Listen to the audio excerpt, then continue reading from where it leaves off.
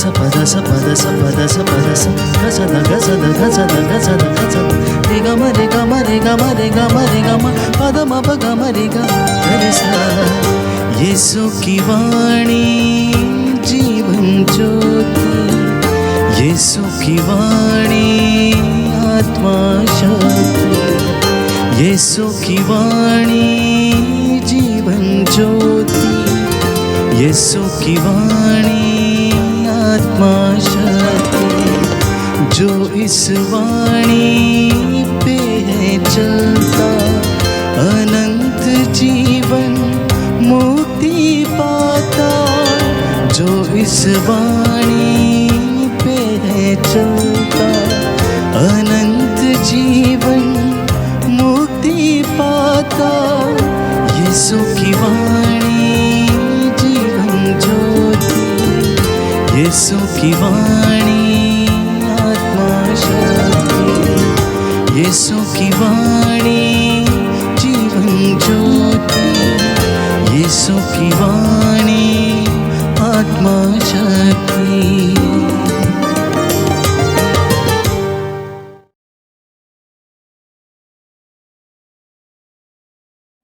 पहला पाठ उत्पत्ति ग्रंथ अध्याय 1 पद संख्या 1 से 19। ईश्वर ने कहा और ऐसा ही हो गया। प्रारंभ में ईश्वर ने स्वर्ग और पृथ्वी की सृष्टि की। पृथ्वी उजाड़ और सुनसान थी, अतः गर्त पर अंधकार छाया हुआ था और ईश्वर का आत्मा सागर पर विचरता था। ईश्वर ने कहा प्रकाश हो जाए और प्रकाश हो गया। ईश्वर को प्रकाश अच्छा लगा और उसने प्रकाश और अंधकार को अलग कर दिया। ईश्वर ने प्रकाश का नाम दिन और अंधकार का नाम रात रखा। संध्या हुई और फिर भोर हुआ, यह पहला दिन था। ईश्वर ने कहा पानी के बीच एक छत बन जाए जो पानी को पानी से अलग कर दे, और ऐसा ही हुआ। ईश्वर ने एक छत बनाई और नीचे का पानी और ऊपर का पानी अलग कर दिया। ईश्वर ने छत का नाम आकाश रखा। संध्या हुई और फिर भोर हुआ, यह दूसरा दिन था। ईश्वर ने कहा आकाश के नीचे का पानी एक ही जगह इकट्ठा हो जाए और थल दिखाई पड़े, और ऐसा ही हुआ।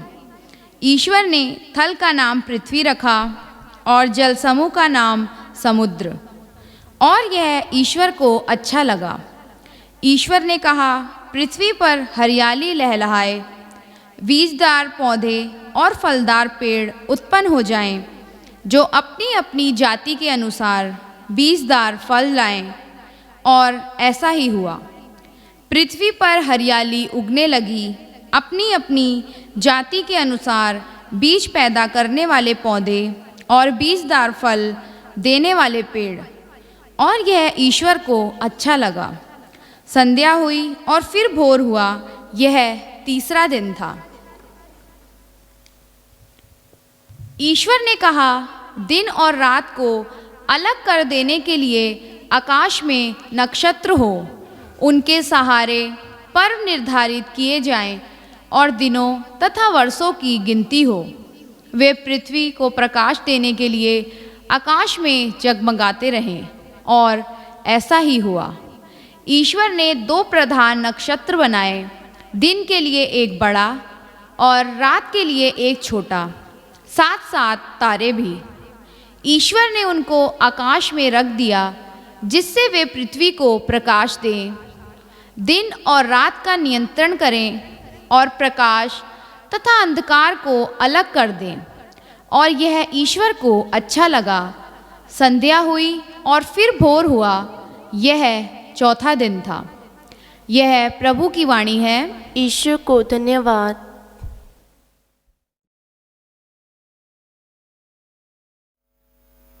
संत मार्कुस के अनुसार पवित्र सुसमाचार अध्याय 6 पद संख्या 53 से 56 तक। समुद्र के उस पार गनेसरेत पहुंचकर उन्होंने नाव किनारे लगा दी।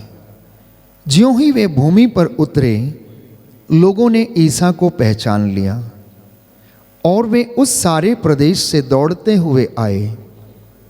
जहाँ कहीं ईसा का पता चलता था, वहाँ वे चारपाइयों पर पड़े रोगियों को उनके पास ले आते थे। गांव, नगर या बस्ती जहाँ कहीं भी ईसा जाते थे, वहाँ लोग रोगियों को चौकों पर रखकर अनुनय विनय करते थे कि वे उन्हें अपने कपड़े का पल्ला भर छूने दें। जितनों ने उनका स्पर्श किया वे सब के सब अच्छे हो गए।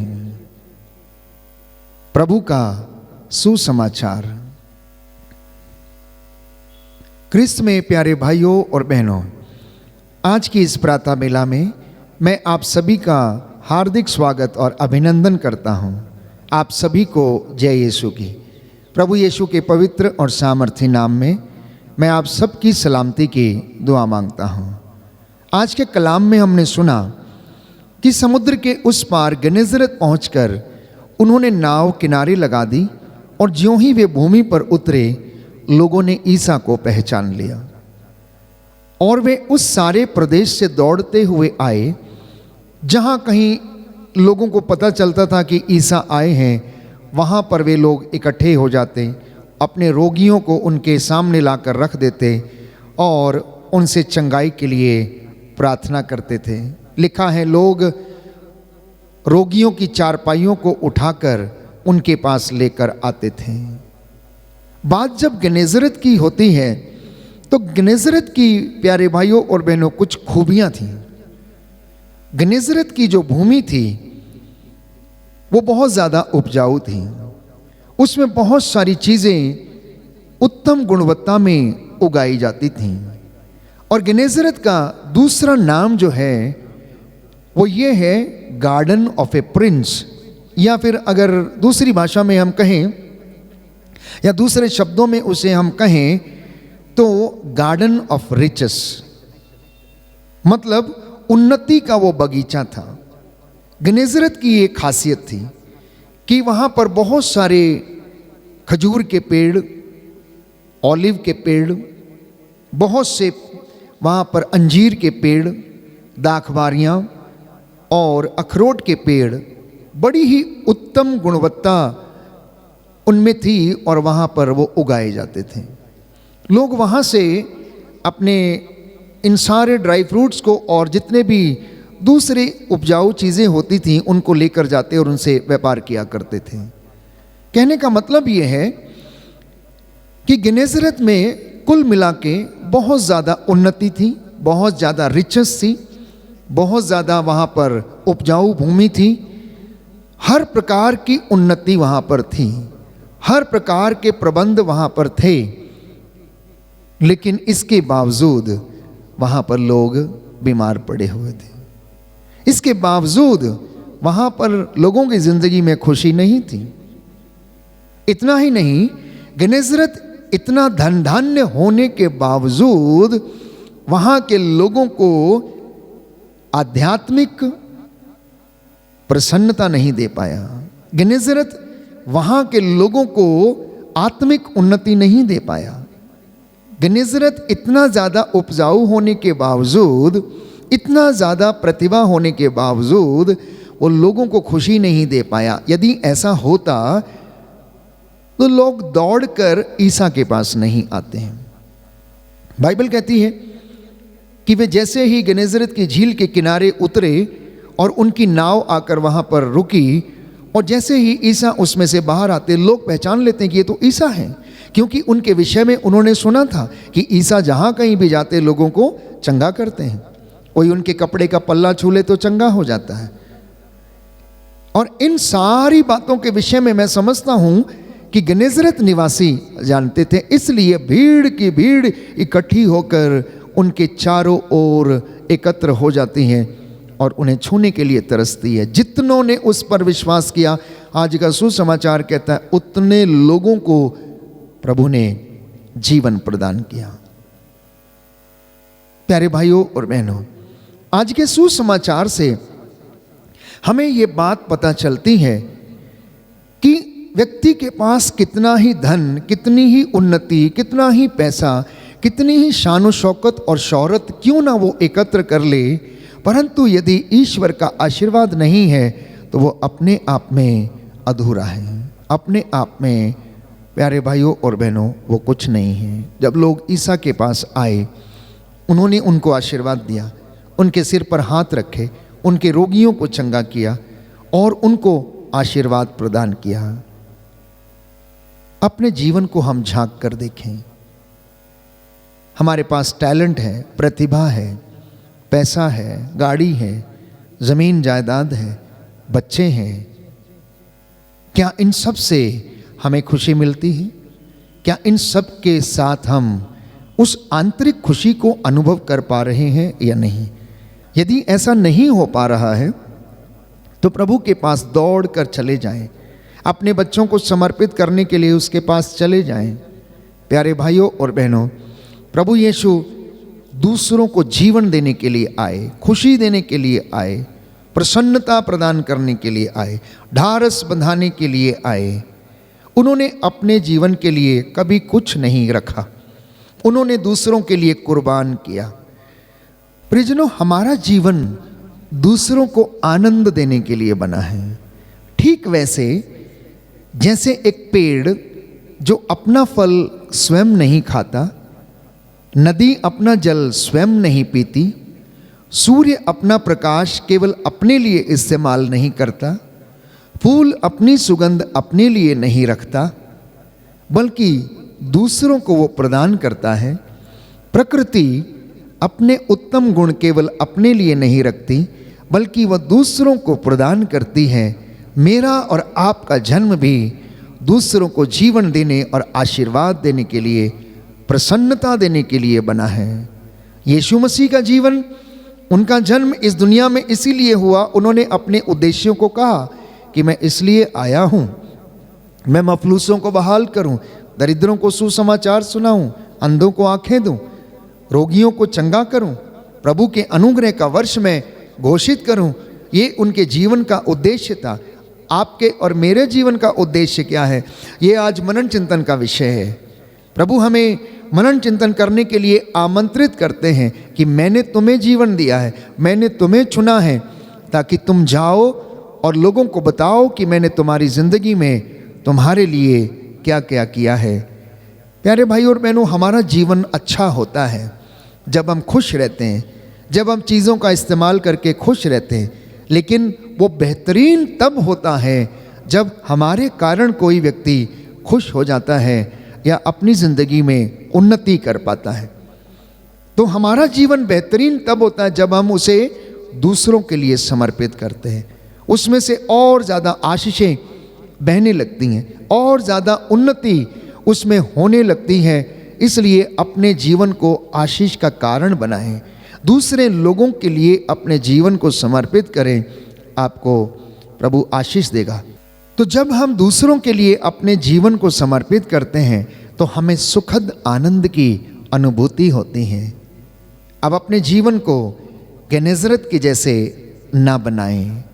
गेनेसरेत के जीवन में सब कुछ था, लेकिन प्यारे भाइयों और बहनों, वो लोगों को जीवन नहीं दे सकता था, चंगाई नहीं दे सकता था। इसलिए लोग दौड़कर ईसा के पास आते हैं, उन पर गिरे पड़ते हैं, उनके कपड़े का पल्ला छूने के लिए तरसते रहते हैं, क्योंकि बाइबल कहती है उनके अंदर से सामर्थ्य निकलता था।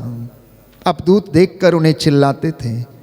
वो ईश्वर के भेजे हुए परम पावन पुत्र ईसा नाजरी थे, जीवंत ईश्वर के पुत्र थे। अब दूत उन्हें देखकर चिल्लाते और कहते थे कि हम जानते हैं कि आप कौन हैं, आप ईश्वर के भेजे हुए परम पावन पुत्र हैं। इतना ही नहीं प्यारे भाइयों और बहनों, जब जब उन्होंने लोगों पर हाथ रखे, लोग चंगे हो गए। जब जब लोगों ने उन्हें छुआ, उनके रोग दूर हो गए, उनके रक्त स्राव सूख गए। और प्रभु आज चाहता है कि मैं और आप भी अपनी ज़िंदगी में यीशु मसीह के नज़दीक चलें और उसकी आशीषों को हम ग्रहण करें। याद रखिएगा, आज का जो संदेश प्रभु हमें देना चाहता है वो ये है कि हमारे कारण लोग प्रसन्न हों और खुश हो जाएं। जब हम ईसा का नाम लेकर लोगों के लिए प्रार्थना करें तो उनके जीवन में शांति आ जाए, चंगाई आ जाए। आमीन।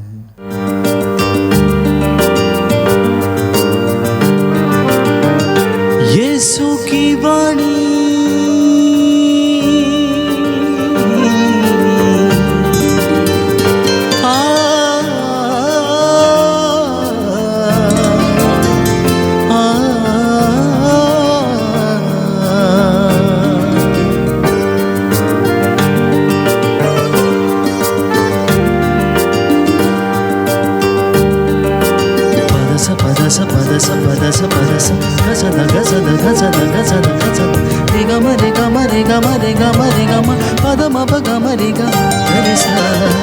यीशु की वाणी जीवन ज्योति, यीशु की वाणी आत्मा शक्ति, यीशु की वाणी जीवन ज्योति, यीशु की वाणी आत्मा शक्ति। जो इस वाणी पे है चलता अनंत जीवन मुक्ति पाता। जो इस वाणी पे है चलता अनंत जीवन मुक्ति पाता।